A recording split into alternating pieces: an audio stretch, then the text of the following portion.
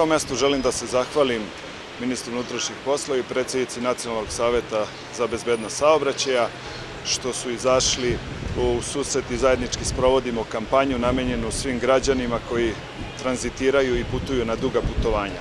Veoma značajno za sve naše sugrađane koji putuju na duga putovanja jeste da mogu na odmorištima tokom koridora napraviti pauze i tu se odmoriti, jer najveći uzrok saobraćajnih nezgoda u toku letnjih meseci jeste na prvom mestu brzina, zatim alkohol, ali takođe veliki problem pravi i umor i pad koncentracije. Zbog toga apel Agencije za bezbednost saobraćaja Republike Srbije jeste da se na put krene odmorni, naspavani i zdravi, da se put dobro isplanira, da se vidi kada su gužve i na graničnim prelazima, da se vidi gde će da se prave pauze i da se dobro isplaniraju, takođe i da se pripremi automobil za put, tehnička ispravnost automobila na vreme, da se pripremi i kočioni sistem